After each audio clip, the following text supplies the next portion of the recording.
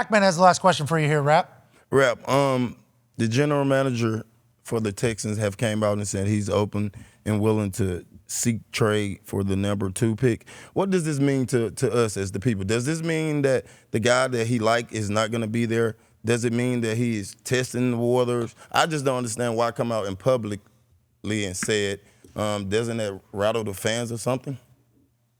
Good question. I was slightly surprised by this yesterday because I think most people believe the Texans are going to take a quarterback at 2, and then I know we discussed this before, but there's all these rumors like, well, maybe they just take a position player and they take a quarterback later.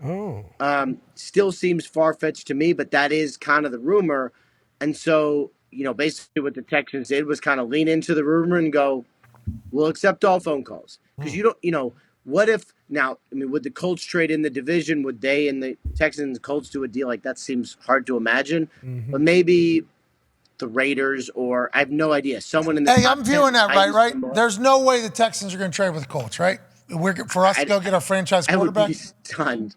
I would be very Schrag, who had the best mock last year. And then have to face him twice a year? Yeah.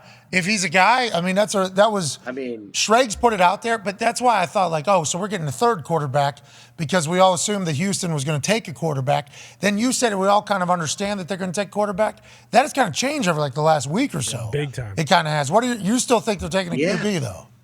I do, but here, either all these rumors have substance and something got out of the Texans building, and everyone in the world now knows that they're going to take Will Anderson, Tyree Wilson, whoever the top defensive player is, or, the Texans are pretty buttoned up. There's not a lot of stuff that leaks there, and that's kind of part of the problem is I'm like, everyone knows the Texans' game plan? That doesn't sound like them, so maybe it's out on purpose, but then, what's the actual... maybe to make sure the Colts are cool, we can just sit here and we'll just wait for a quarterback and then one will be but this is why the draft is the greatest, because one of those answers is true and I have no idea which. And that's why the draft's spectacular. Thursday, April 27th, live right here. YouTube.com/The Pat McAfee Show will be electrifying. We got big surprises, big guests. Ian will be doing his thing on the network. Ian, don't be tipping picks this year. No, come on. No tipping picks. You probably couldn't even do it. Tipper.